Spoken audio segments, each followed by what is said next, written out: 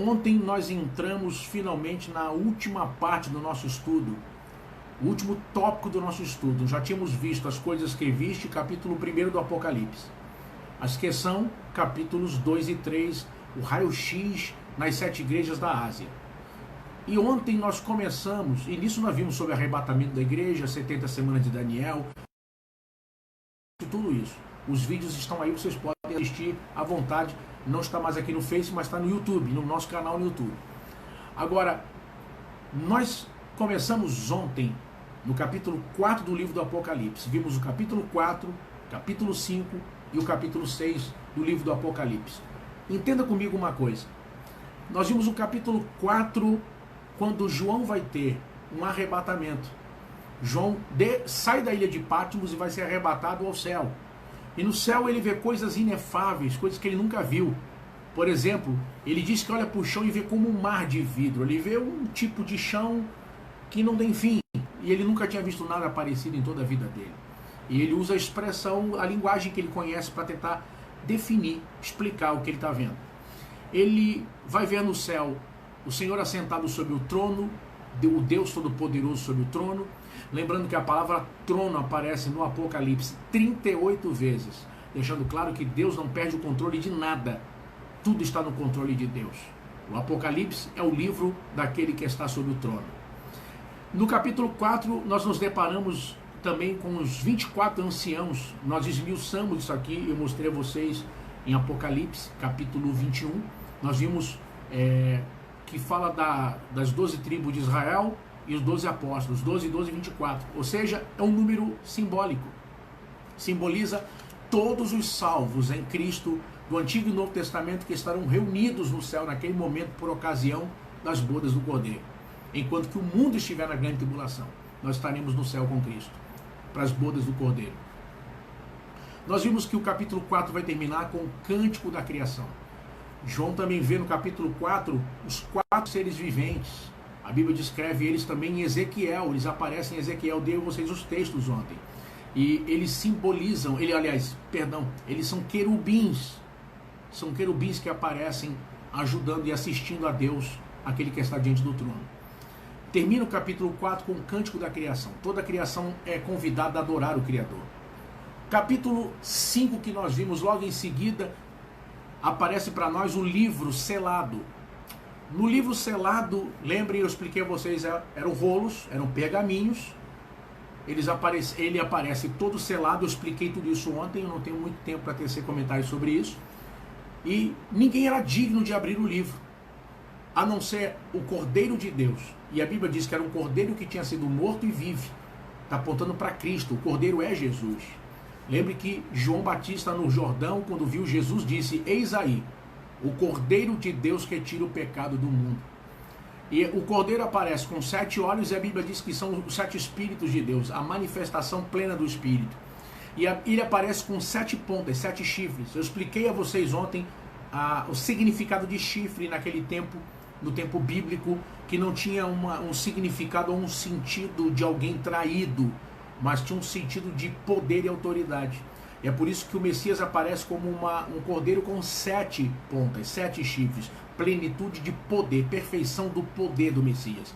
Lembre que quando Jesus ressuscitou, ele disse: é-me dado todo o poder nos céus e na terra. Termina o capítulo 5 também com um novo cântico. Começa o capítulo 6 que nós vimos ontem. E quando o capítulo 6 começa, nós vamos nos deparar com a abertura dos selos.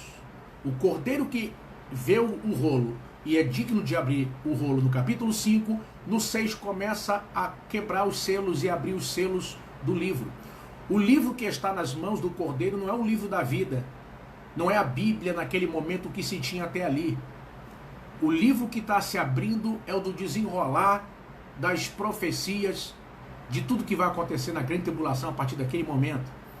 E vejam, aparece para nós aqui, nos 4 primeiros selos, os famosos 4 cavaleiros do Apocalipse. Eu mostrei para vocês ontem tudo isso e o significado de cada um deles. Tem até um fato interessante que eu vou mostrar para vocês, que está no capítulo 6 do Apocalipse e o versículo 6. Eu não falei ontem, mas vou até mostrar para vocês aqui, bem interessante. vai abrindo os selos, e um deles que vai abrir, a Bíblia vai dizer o seguinte. A Bíblia diz, versículo 5, e havendo aberto o terceiro selo, ouvi o terceiro animal dizendo, vem ver. E olhei, e eis um cavalo preto, e o que sobre ele estava sentado tinha uma balança na mão. E ouvi uma voz do meio dos 4 animais que dizia, uma medida de trigo por 1 denário, ou um dinheiro, como diz algumas Bíblias, e 3 medidas de cevada por 1 dinheiro, e não danifiques o azeite e o vinho. Veja, 1 denário era o dinheiro, o salário da jornada de um dia de trabalhador naquele tempo. De um operário naquele tempo ganhava em média 1 denário, um dinheiro, por 1 dia de trabalho. E agora, esse não é o problema, porque o salário não aparece defasado aqui, era mais ou menos isso que acontecia no dia a dia. Mas o que o versículo diz é que é espantoso, porque a Bíblia diz o seguinte, uma medida de trigo por 1 dinheiro. Uma medida de trigo aqui seria mais ou menos a ideia de 1 litro. Ou seja, enquanto que 1 denário naquele tempo dava para poder a pessoa comer praticamente 1 semana, aqui ele aparece sendo a medida para sustentar praticamente apenas 1 dia da família. Ou seja, o que a Bíblia está mostrando por isso, aqui nessa passagem? Na nossa cultura a gente não entende muito quando olha um texto como esse.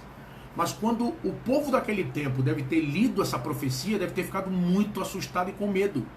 Porque o que Deus está mostrando aqui é que haverá um tempo na grande tribulação, haverá um tempo na terra, em que a comida vai se inflacionar tanto, quando Deus começar a tratar com a humanidade, que o que aparece aqui como dinheiro para 1 dia, para 1 semana de renda, para comer 1 semana com a família, agora só dá para comer 1 dia. É isso que o texto está mostrando para nós aqui. Nós vimos tudo isso aqui e vimos o capítulo 6. Eu quero recomeçar de onde nós paramos agora e entrando no capítulo 7 do livro do Apocalipse. E olha que o capítulo 7, sem sombra de dúvida, é o capítulo mais difundido, mais discutido e mais usado em muitos grupos que pregam sobre, ensinam sobre o Apocalipse. Vejam. Ele vai dizer aqui no capítulo 7, e depois destas coisas vi 4 anjos que estavam, olha só, 4 anjos que estavam sobre os 4 cantos da terra, retendo os 4 ventos da terra, para que nenhum vento soprasse sobre a terra, nem sobre o mar, nem contra árvore alguma. Atenção, olha bem para mim que eu vou explicar uma coisa para vocês. Os inimigos da Bíblia pegam essa passagem, para dizer, sabe o que para as pessoas? Os inimigos da Bíblia pegam essa passagem para dizer, tá vendo como é que a Bíblia é um livro medieval? A Bíblia é um livro medieval. Eles achavam que a Terra era quadrada. Na verdade, Deus não está dizendo aqui, quando fala de 4 cantos da Terra, que a Terra fosse quadrada. O que se está afirmando aqui são os 4 pontos cardeais: norte, sul, leste e oeste. É isso que a Bíblia está falando. A Bíblia não está dizendo aqui que Deus acreditasse como muitos inimigos da Bíblia afirmam, que a Bíblia é um livro tão medieval que, como acreditava que a Terra era quadrada, Deus disse que a Terra era quadrada. Então, nada disso é verdade. Na verdade, aqui está falando dos 4 pontos cardeais: norte, sul, leste e oeste. Vejam bem, ele vai dizer, e vi outro anjo subindo da banda do sol nascente, que tinha o selo do Deus vivo, e clamou com grande voz aos 4 anjos, a quem fora dado o poder de danificar a terra e o mar, dizendo, não danifiqueis a terra nem o mar, nem as árvores, até que hajamos assinalado na testa os servos do nosso Deus. E ouvi o número dos assinalados, e eram 144.000, assinalados de todas as tribos dos filhos de Israel. E então ele começa a enumerar todas as tribos, 12.000, 12.000, 12.000. Vejam, logo após, no verso 9, ele vai dizer, depois destas coisas olhei, e eis aqui uma multidão a qual ninguém podia contar, de todas as nações, tribos e povos e línguas, que estavam diante do trono e perante o Cordeiro, trajando vestes brancas e com palmas nas mãos. E clamavam com grande voz, dizendo, salvação ao nosso Deus, que está assentado no trono e ao Cordeiro. E todos os anjos estavam ao redor do trono e dos anciãos e dos 4 animais, e prostraram-se diante do trono sobre o seu rosto e adoraram a Deus, dizendo amém, louvor e glória, e sabedoria e ações de graça, e honra e poder, e força ao nosso Deus, para todo o sempre amém. E um dos anciãos me falou dizendo, estes que estão vestidos de vestes brancas, quem são e de onde vieram? E eu disse-lhe, Senhor, tu sabes. E ele disse-me, estes são os que vieram de grande tribulação, lavaram as suas vestes e as branquearam no sangue do Cordeiro, por isso estão diante do trono de Deus, e servem de dia e de noite no seu templo, e aquele que está sentado sobre o trono os cobrirá com a sua sombra. Nunca mais terão fome, nunca mais terão sede, nem sol nem calma alguma cairá sobre eles, porque o Cordeiro que está no meio do trono os apacentará, e lhes servirá de guia para as fontes das águas da vida. E Deus limpará de seus olhos toda lágrima. Amém? Glória a Deus. Vejam, esse capítulo 7 é muito utilizado por muitos grupos que ensinam sobre Apocalipse. Por exemplo, tem um grupo que ensina, a partir desse capítulo 7, qual o ensinamento deles. É um grupo que aparece muito batendo de porta em porta e oferece literatura. Eles ensinam que apenas 144 mil que estão assinalados vão para o céu. E que os demais precisam se converter para sobreviver à batalha do Armagedon e estar salvo aqui. E aí você vê aquelas figuras, são desenhos de famílias no jardim, animais selvagens mansos e assim por diante. E o slogan é: milhões dos que vivem agora jamais morrerão. É mais ou menos essa a ideia da coisa, como eles encaram o capítulo 7. E eles encaram a ideia de que, na verdade, é preciso ter fé e obras. E obras, no caso, seria o trabalho de evangelização de porta em porta com venda de literatura. E, sendo assim, sobreviverão ao Armagedon. Essa é a linha de um grupo. Vejam, há um outro grupo que ensina sobre o capítulo 7 do Apocalipse, que diz que esse selo de Deus na testa dos assinalados seria a guarda do sábado. E aquele que não guarda o sábado automaticamente está marcado pela besta. Vai receber o 666. Ou seja, aqueles que não guardam o sábado, aqueles que, entre aspas, guardam o domingo, serão assinalados pela besta. A marca do selo de Deus é o sábado. É uma outra linha que interpreta dessa forma o Apocalipse. Agora vejam, meus irmãos, uma coisa que a gente precisa entender muito claramente. Vejam, quando Jesus nos salvou, nós fomos salvos pela graça e não pelas obras da lei. Eu vou mostrar a vocês alguns textos rapidamente aqui da Bíblia para poder mostrar essa questão. O selo de Deus na testa aqui não tem nada a ver com o sábado. Olha o que a Bíblia vai mostrar para nós em Colossenses. Olha o que a Bíblia vai mostrar em Colossenses, capítulo de número 2. Olha o que diz a palavra, Colossenses capítulo 2, verso de número 16 e 17.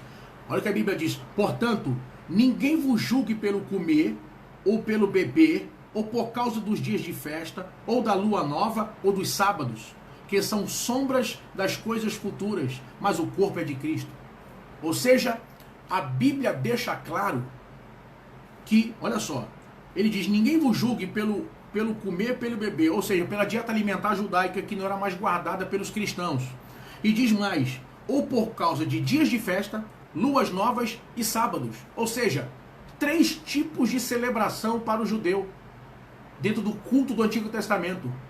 Festas anuais, Páscoa, Tabernáculo, etc.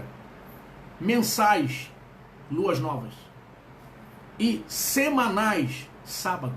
Ele diz: ninguém vos julgue nem pelas festas anuais, nem pelas luas novas mensais e nem pelos sábados semanais. Ele diz que o sábado, assim como as luas novas e as festas, ele diz, porque são sombras das coisas futuras. Ou seja, o sábado cumpriu seu papel.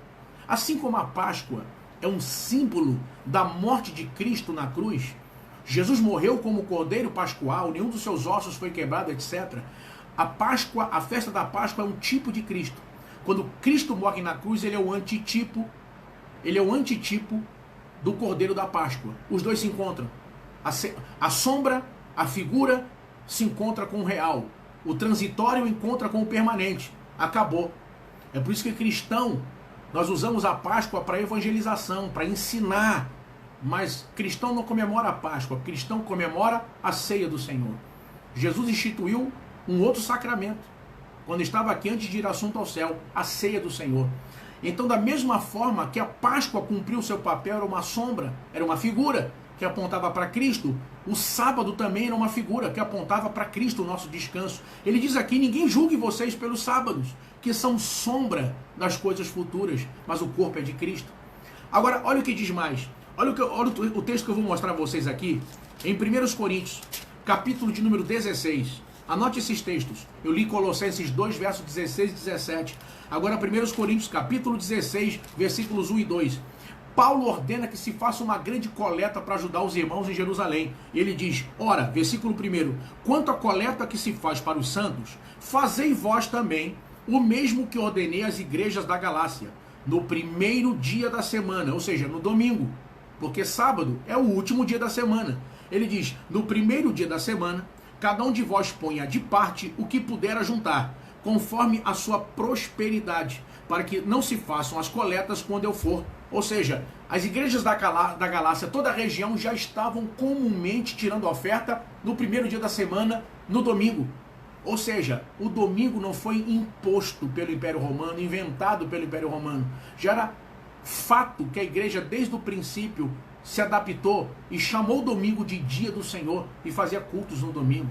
Só para você ter uma ideia, eu vou te mostrar um último texto para poder finalizar essa parte, porque não é o nosso assunto aqui. Só estou tocando porque muitas pessoas têm dúvidas sobre isso, e como é um texto muito utilizado com esse tipo de argumento, eu estou trazendo para vocês com um pouquinho mais de conteúdo, de subsídio em relação a isso. Agora, olha só o que diz em Gálatas. Gálatas, capítulo 3, verso 3. Olha o que diz a palavra de Deus em Gálatas. Eu vou mostrar a vocês aqui. É um texto tremendo. Em Gálatas, capítulo 3, verso 3, Paulo vai exortar os cristãos em Gálatas dizendo: sois vós tão insensatos que, tendo começado pelo Espírito, acabeis agora pela carne? Paulo faz uma exortação muito dura com eles. E por quê?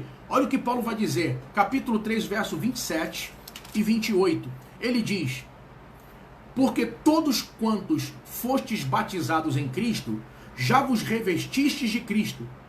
Nisto não há judeu nem grego, não há servo nem livre, não há macho nem fêmea, porque todos vós sois um em Cristo. Ou seja, nós amamos Israel, nós amamos o povo judeu, nós oramos por Israel. Eu vou todos os anos a Israel, eu amo Israel, eu oro por Israel. Mas olhe bem para mim, o alvo do evangelho não é me fazer parecer com judeu. O alvo do evangelho é me fazer parecer com Jesus. Deus não me salvou para parecer com judeu. Deus me salvou para parecer com Jesus. O Espírito Santo é chamado de Espírito de Cristo, porque a principal obra dele é glorificar a Cristo no ser humano e fazê-lo parecido com Cristo. É essa a obra do Espírito Santo. Agora vejam, deixa eu mostrar para vocês aqui, verso 24 e 25. Olha o que diz aqui em Gálatas 3, verso 24 e 25. De maneira que a lei nos serviu de aio para nos conduzir a Cristo, para que pela fé fôssemos justificados. Mas depois que a fé veio, já não estamos debaixo de aio, porque todos sois filhos de Deus pela fé em Cristo Jesus. Olha o que Deus está dizendo para nós. Você sabe o que era um aio naquele tempo? Uma pessoa que tinha condição financeira, imagine um grande general, por exemplo, ficava um ano fora de casa em batalhas, e o aio tomava conta do filho dele, era um cuidador, e tomava conta, cuidava dele, como se fosse um filho dele, cuidava, tinha que dar conta. Quando chegava o pai, o aio entregava a ele: está aqui seu filho. Jesus está dizendo que a lei foi um aio, ou seja, deixar a graça e voltar a práticas da lei, inclusive como a guarda do sábado, é deixar a graça e voltar para o aio. É isso que a Bíblia está mostrando para nós. Então vejam, aqui no capítulo 7 do livro do Apocalipse, o selo de Deus na testa não tem nada a ver com a guarda do sábado. O que a Bíblia está mostrando para nós no capítulo 7, entendam bem, a Bíblia está falando de dois grupos aqui, são grupos distintos. Existem pregadores, existem teólogos que interpretam essa passagem como se fosse o mesmo grupo, ora na terra e depois no céu. Mas o que aparece aqui é que são grupos distintos. Um aparece na terra e primeiro são das tribos de Israel. O segundo grupo aparece no céu e a Bíblia diz de todos os povos, nações, tribos e línguas. São dois grupos diferentes. O primeiro está na terra, mostrando que a igreja sai do quadro profético e Israel volta novamente ao quadro profético das profecias na terra. Haverá um remanescente de Israel nesse momento e que testificará e se converterá. Deus está falando conosco e mostrando claramente que não tem nada a ver com guarda de sábado, não tem nada a ver com sobrevivência e que 144 mil vão para o céu, não. Os dois grupos são distintos. Um aparece na terra de Israel, de cada tribo, e outro aparece no céu. Agora vejam, uma questão que muitas pessoas me perguntam, quando olham para essa passagem, quando a Bíblia diz, são de onde eles? E a Bíblia explica que vieram de grande tribulação. Aí surge a pergunta, o Espírito Santo vai sair da terra com o arrebatamento da igreja? A Bíblia perderá seu valor? Haverá salvação durante a grande tribulação? Vejam, queridos, nós precisamos entender uma coisa muito importante. Qual? O Espírito Santo não sai da terra porque ele não é uma pessoa humana. Ele não é aquele que recebe. Assim como o mordomo Eliezer preparou uma noiva para Isaac e a levou para encontrar com Isaac, o Espírito Santo está adornando a igreja para encontrar com Cristo. Quando a Bíblia diz que há somente um que resiste até que do meio seja tirado, não está falando da igreja, não está falando do Espírito Santo, está falando da igreja. A presença da igreja impede a manifestação do Espírito Santo, do anticristo, perdão. Não é o Espírito Santo que é tirado, porque o Espírito Santo é quem tira. O Espírito Santo é Deus. E ele sendo Deus, ele tem os atributos chamados metafísicos da divindade. Onipotência, onisciência, onipresença e eternidade. Se abre a Bíblia, já dá de cara com o Espírito Santo. Ele não é tirado, ele é Deus, ele está aqui. Ele sempre esteve na terra, junto com o Pai e com o Filho. O que acontece aqui, nós precisamos ter muito cuidado com isso aqui, porque ninguém que olha para essa passagem pode entender tipo o seguinte, é tipo colégio, eu não passei de ano, eu fico de recuperação na grande tribulação. Negativo. Queridos, imagine o que vai ser esses dias. Eu vou mostrar a vocês agora aqui. Imagine o que serão esses dias. Imagine o que acontecerá na terra durante esse tempo. Eu vou mostrar a vocês já na primeira metade da grande tribulação. A Bíblia diz que se esses dias não fossem abreviados, não haveria fé na terra. Estamos falando de coisas terríveis. A Bíblia chama esse tempo de tempo da ira do Senhor, dia do acerto de contas, dia do Senhor. Nós não podemos imaginar isso. Você acha que uma pessoa que agora tem toda a liberdade para ser crente, tem oportunidade, você acha que ele vai ser crente sendo torturado, com arma na cabeça, passando fome e privação? Esse grupo aparece aqui martirizado, assassinado. Jesus fala de limpar dos seus olhos toda lágrima, não terão fome nem sede. E um detalhe, veja que a morte é rápida, porque eles não aparecem, eles se juntam a nós nas bodas do Cordeiro no céu, mas eles não aparecem, ele aparece com vestes brancas que fala justamente da salvação, mas eles não aparecem com coroa, como os 24 anciãos, porque os 24 anciãos, quando aponta para a coroa fala de galardão. Lembra que Paulo vai dizer o quê? Que o justo juiz, quando ele está prestes a morrer, ele vai dizer o quê? Combati o bom combate, acabei a carreira e guardei a fé. E desde agora me está reservada a coroa da vida, o qual o justo juiz me dará naquele dia. E não somente a mim, mas a todos quanto amarem a sua vinda. Coroa, galardão. Só que aqui, eles aparecem com ramo de palmas na mão, em vez de coroa. Porque ramo de palmas fala de vitória. Coroa fala de obras, de galardão. Fica nítido que esses que se encontram agora no céu, essa multidão, não teve tempo para fazer obras. Eles foram assassinados, torturados e assassinados por amor a Cristo. E se juntarão à igreja por ocasião das bodas do Cordeiro. Então, você que está me vendo aqui agora, se tem alguém que está afastado do caminho do Senhor, se tem alguém que até hoje não tomou uma decisão de servir a Jesus, se tem alguém me vendo aí agora que está com um pé lá e outro cá, pensando o que vai fazer, Não brinque com a sua vida. Não espere mais tempo. A Bíblia diz que Jesus Cristo é o caminho, a verdade e a vida, e ninguém vai ao Pai senão por Ele. Você precisa tomar sua decisão hoje, porque a realidade hoje para nós é a realidade da parábola das 10 virgens em Mateus 25. A porta da graça vai fechar. É essa a realidade que nós precisamos crer e pregar. Ninguém pode usar uma passagem como essa como, tranquilo, negativo, queridos. Agora vejam, passado o capítulo 7 do livro do Apocalipse, eu entro com vocês no capítulo, talvez, eu confesso a vocês que é um dos capítulos mais fortes que eu vejo no livro do Apocalipse. Eu vou até respirar fundo aqui. Capítulo 8 do livro do Apocalipse. A Bíblia diz: e havendo aberto o 7º selo, lembra, o livro tem 7 selos. Ele vem abrindo capítulo 6 e 7 os selos. Quando chega no capítulo 8, ele já tinha aberto 6 selos até aqui, vai abrir o último selo do livro. E ele diz: e havendo aberto o 7º selo, fez-se silêncio no céu quase por meia hora. Olhem bem para mim. Deixa eu explicar uma coisa a vocês.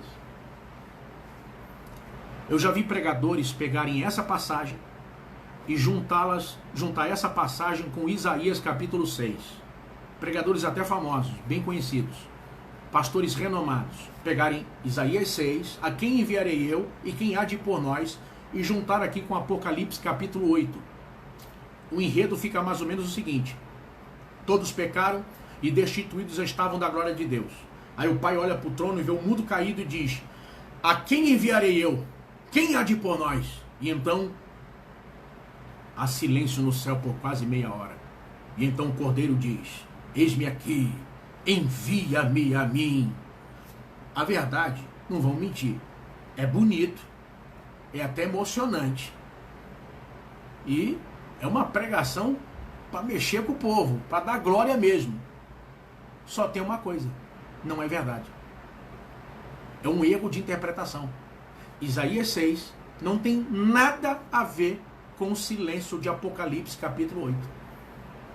Veja que começa o capítulo 8 dizendo que houve um silêncio no céu por quase meia hora. Ou seja, algo inédito, porque céu é lugar de adoração, céu é lugar de louvor, céu é lugar de glória, céu é lugar de aleluia, céu é lugar de regozijo.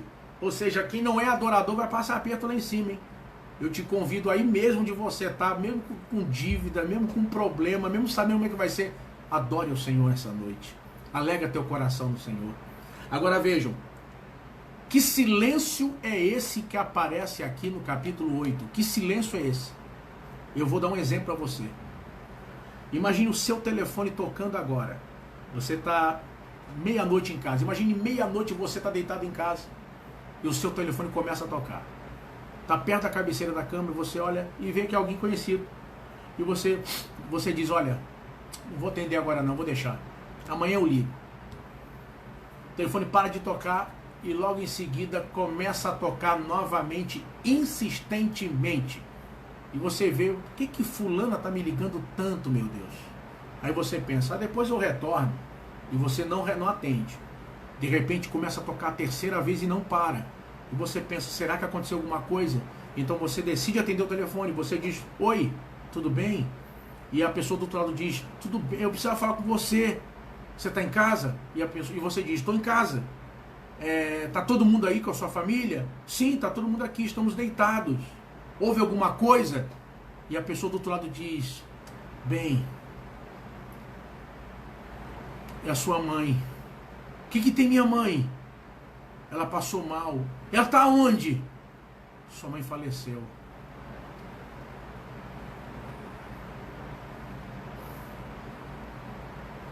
A pessoa: fulana. E você não consegue dizer nada, está em choque.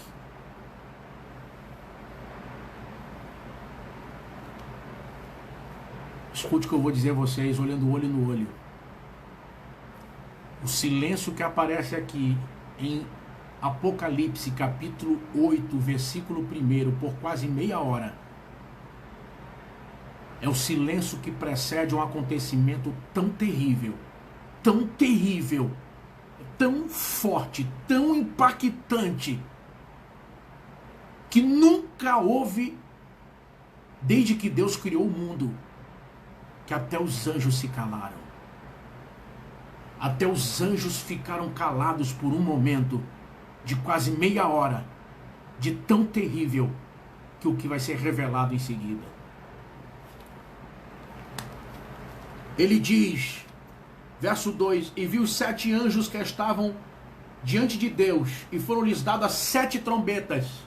Ou seja, entendam, os juízos, os selos são abertos, e quando o último selo é aberto, ele se desdobra numa revelação de 7 trombetas. 7 selos se desdobram em 7 trombetas. E a Bíblia vai dizer o seguinte: e veio outro anjo e pôs-se junto ao altar, tendo um incensário de ouro, e foi-lhe dado muito incenso para o pôr com as orações de todos os santos sobre o altar de ouro que está diante do trono. Versículo 4 diz, e a fumaça do incenso subiu com as orações dos santos, desde a mão do anjo até diante de Deus. Olha que 2 vezes seguidas a Bíblia fala de incenso e de oração. Querido, é hora da gente orar, é hora da gente clamar. Você vê os noticiários, só para vocês terem uma ideia, eu tenho sido procurado como psicólogo, eu sou psicólogo clínico, de gente que está... Uma mãe me procurou anteontem com um garoto de 9 anos que estava com crise de ansiedade por causa dos noticiários, que vai morrer, vai piorar, cuidado, vai ser pior, e morreu não sei quem. Irmão, é tempo da gente orar. Deus pode reverter o que está acontecendo, Deus pode trazer um livramento. Nós temos ouvido falar que o Brasil é o celeiro das missões da última hora. É hora da gente orar, porque Deus vai quebrar esses demônios que estão lutando para destruir o Brasil. Deus vai quebrar esses demônios que estão lutando para acabar com a nossa nação. Irmão, eu creio, no final aqui nós vamos fazer uma oração, irmãos. Eu creio que Deus vai fazer alguma coisa hoje aqui nessa noite. Eu creio que não é à toa que Deus colocou eu e você aqui. Eu nunca fiz isso. Eu sempre ministro nas igrejas, eu quase não ministro assim pelo celular, internet, redes sociais. Pouco eu fazia isso. Mas eu creio que Deus me colocou aqui para ser voz profética, para que a gente orar junto e vai haver um rebuliço de Deus nessa noite. Eu creio nisso. Alguém aí crê que Deus pode fazer isso hoje? Hoje, a mão de Deus agir? Queridos, escute o que eu vou lhe dizer. Ele vai dizer mais. Versículo 5. E o anjo tomou, capítulo 8, versículo 5. E o anjo tomou o incensário, e o encheu de fogo do altar, e o lançou sobre a terra. E houve depois vozes e trovões e relâmpagos e terremotos. E a Bíblia diz no verso 6, e os 7 anjos que tinham as 7 trombetas prepararam-se para tocá-las. Verso 7. Só preciso dizer uma coisa para cada pessoa que está me vendo agora. Tudo que eu vou ler aqui agora não carece de interpretação. É literal. O que eu vou ler agora aqui é literal. Não carece de interpretação.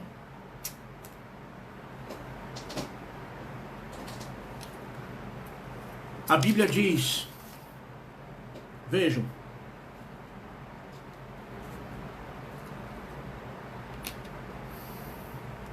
e o primeiro anjo tocou a trombeta, e houve saraiva e fogo misturado com sangue, e foram lançados na terra, que foi queimada na sua terça parte. Queimou-se a terça parte das árvores, e toda a erva verde foi queimada. Os que lutam pela biodiversidade, pelo ecossistema, pela preservação da natureza, que é uma coisa que todos nós fazemos, nós devemos amar a natureza. A natureza foi criada por Deus. Só não podemos errar e adorar a natureza. Não existe mãe natureza, mãe terra. A natureza, ela testifica da existência do Criador, mas ela não é suficiente, porque ela testifica que o Criador existe, mas não diz quem ele é. E nós não podemos cair no erro de um erro chamado de panteísmo, que é o erro de confundir criatura ou criação com criador. A natureza foi criada por Deus, mas a natureza não é Deus. Deus não é parte da natureza, como aparece, por exemplo, no filme Avatar. Tudo é uma coisa só, negativo. Não existe mãe natureza, mãe terra. Deus não é parte da criação. Deus é o criador, distinto. Ele é incipiente. Ele é transcendente. Ele é o Deus Todo-Poderoso. Agora vejam, a Bíblia diz que em um momento, guarde bem o que esse texto está mostrando, 1/3 de toda a vegetação da terra será destruída. 1/3 de toda a vegetação da terra será destruída. Verso 8, e o segundo anjo tocou a trombeta, e foi lançada no mar uma coisa como um grande monte ardendo em fogo. Vejam, as pessoas sempre me perguntam, o que é isso, pastor? Eu não sei. João vê algo que ele nunca viu na vida dele. Pessoas dizem, pode ser um meteoro? Sim. Pode ser um meteorito? Sim. Nós não sabemos. O fato é, pode ser algo expelido por um vulcão? Nós não sabemos. Agora, a Bíblia deixa claro que foi lançado no mar uma coisa como um grande monte ardendo em fogo, e tornou-se em sangue a terça parte do mar, e morreu a terça parte das criaturas que tinham vida no mar, e perdeu-se a terça parte das naus. Ou seja, depois de 1/3 de toda a vegetação ser destruída, 1/3 de toda a vida marinha e de todos os meios de navegação do mar serão destruídos. 1/3 de toda a vida marinha e de instrumentos de navegação no mar serão destruídos. Queridos, que dias serão estes? Terceiro, a Bíblia diz no verso 10, e o terceiro anjo tocou a trombeta, e caiu do céu uma grande estrela ardendo como uma tocha, e caiu sobre a terra, caiu sobre a terça parte dos rios, e sobre as fontes das águas. E o nome da estrela era Absinto, e a terça parte das águas tornou-se em absinto, e muitos homens morreram nas águas porque se tornaram amargas. Depois de 1/3 de toda a vegetação ser destruída, depois de 1/3 de toda a vida marinha ser destruída, a terceira trombeta vai tocar, e 1/3 de toda a água potável do planeta será imprópria, envenenada e imprópria para beber, e pessoas morrerão das águas. 1/3 de toda a água potável será contaminada. Verso 12, e o quarto anjo tocou a trombeta, e foi ferida a terça parte do sol, e a terça parte da lua, e a terça parte das estrelas, para que a terça parte deles se escurecesse, e a terça parte do dia não brilhasse, e semelhantemente à noite. E olhei e ouvi um anjo voar pelo meio do céu, dizendo com grande voz, ai, ai, ai, dos que habitam sobre a terra, por causa das outras vozes das trombetas dos 3 anjos que hão de ainda tocar.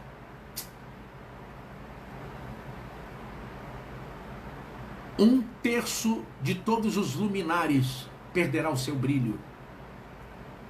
Agora vejam, só para vocês terem uma ideia, existem estrelas que nós olhamos e vemos que na verdade já não existem, elas já morreram.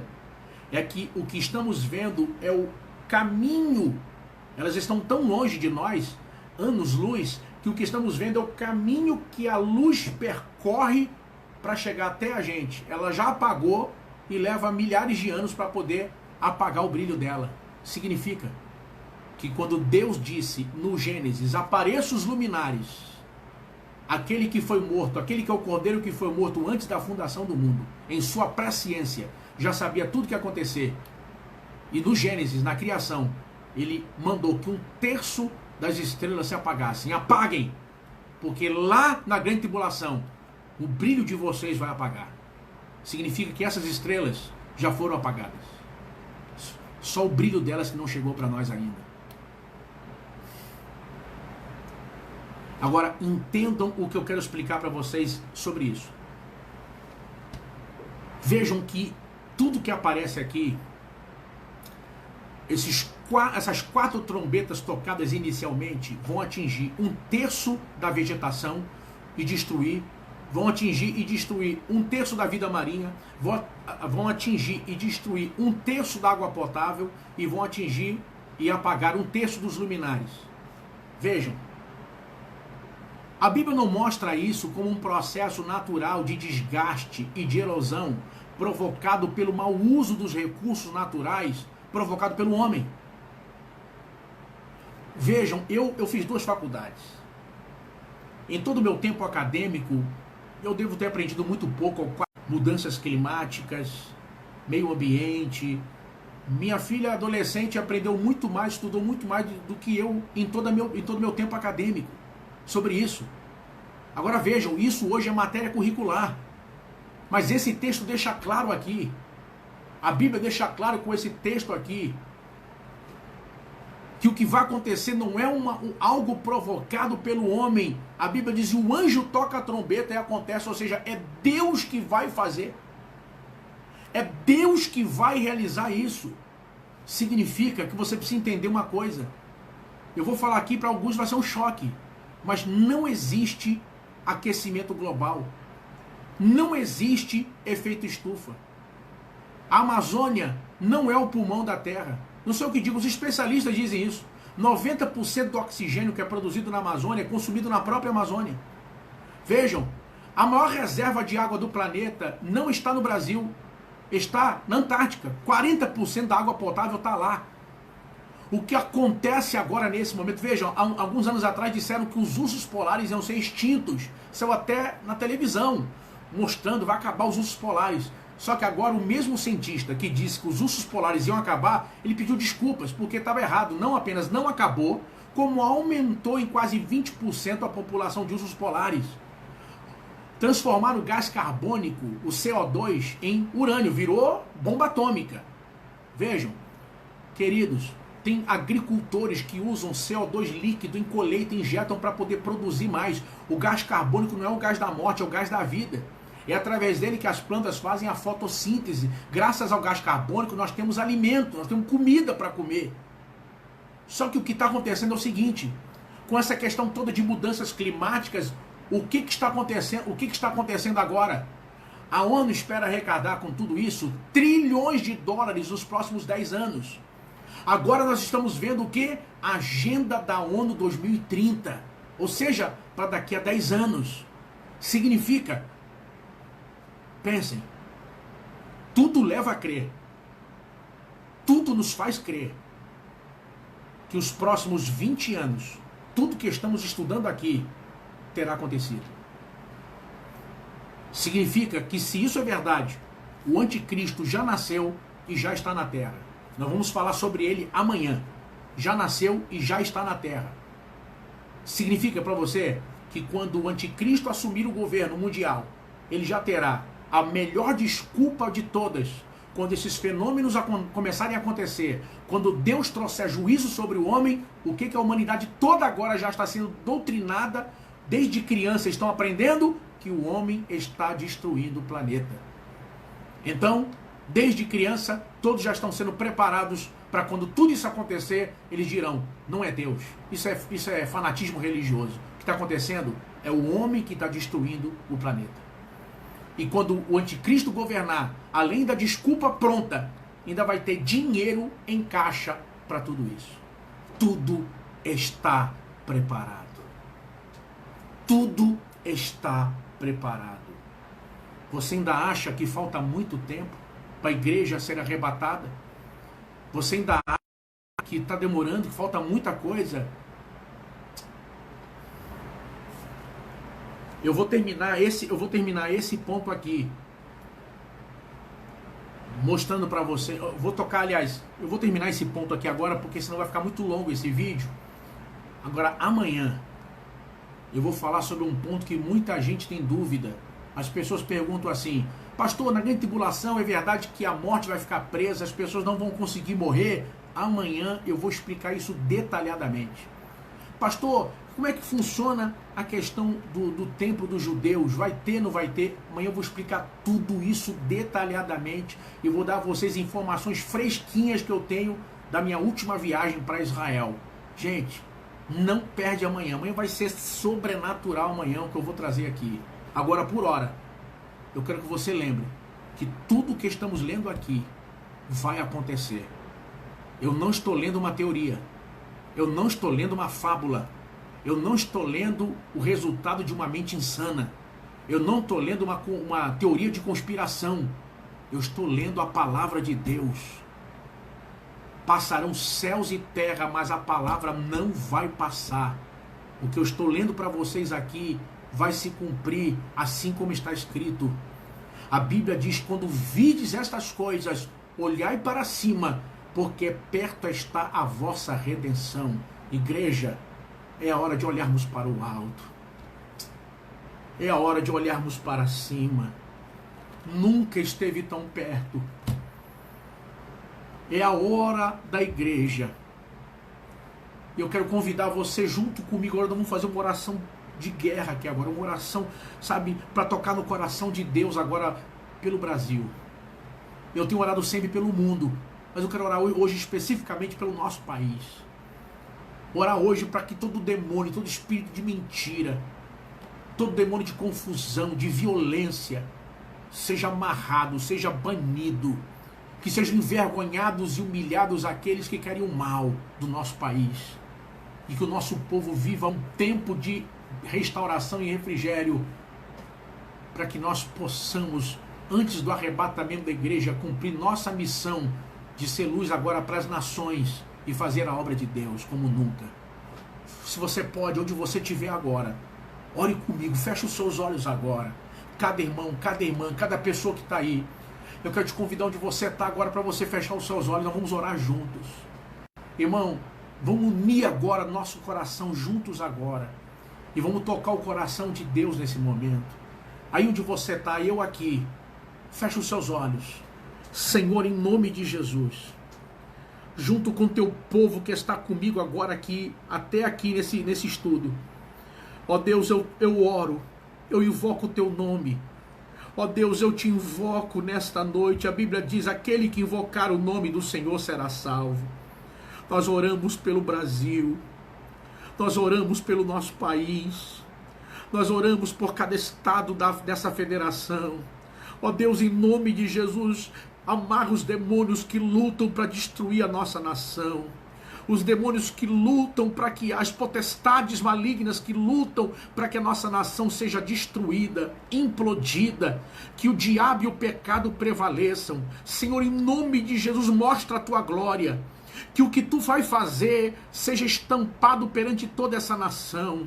Ó Deus, em nome de Jesus, todos os demônios, todas as potestades malignas, ó Deus, os homens maus, aqueles que procuram o mal, ó Deus, sejam destruídos. Ó Deus, sejam envergonhados. Ó Deus, estende a tua mão agora. Senhor, em nome de Jesus, muda o quadro. Muda essa situação. Ó Deus, em nome de Jesus, reverte o que está acontecendo. Transforma a maldição em bênção. Transforma esse quadro caótico, assim como no Gênesis tu disse: haja luz. E a terra era sem forma e vazia, e havia trevas, mas tu disse: haja luz, e tudo mudou. Jesus, tu és a luz do mundo. Faz agora a tua luz brilhar no meio das trevas. Ó Deus, no meio dessa geração perversa. E mostra, Senhor, que ainda há um povo que ora. Ainda há um povo que clama. Ainda há um povo que acredita em Ti. Ainda há um povo que invoca o Teu nome. Nós oramos, Senhor, nós invocamos o Teu nome. Em justiça, nós invocamos o Teu nome. Pleiteia, Senhor. Lembra agora daquele que tem fome. Lembra agora daquele que tem doença. Lembra agora, Senhor, daqueles que foram atingidos por essa praga. Lembra agora daqueles que estão sofrendo. Tem misericórdia do nosso povo. Eu e meu povo temos pecado contra Ti, mas perdoa-nos, livra-nos, limpa-nos e traz um tempo de livramento sobre o Brasil e de restauração, em nome de Jesus. Amém.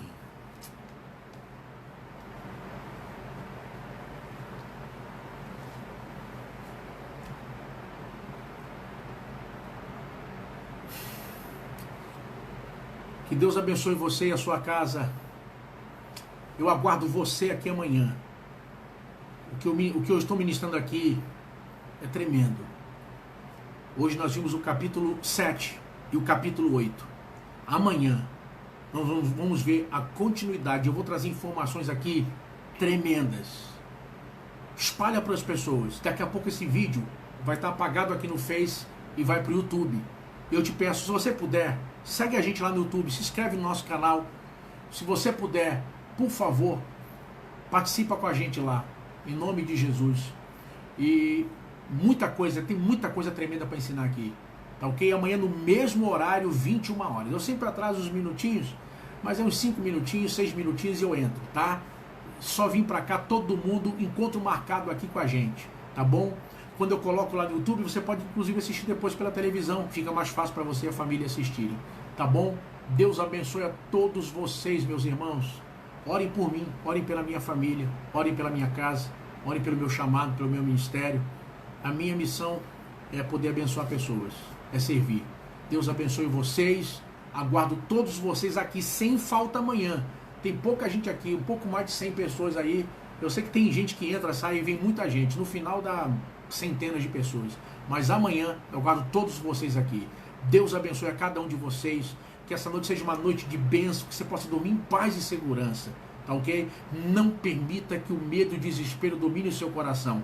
Deus não lhe deu espírito de temor, mas de ousadia. Você não foi feito para viver em pânico. Você foi feito para romper em fé. Guarde o que estou lhe dizendo. Você não foi feito para viver em pânico. Você foi feito para romper em fé. Em nome de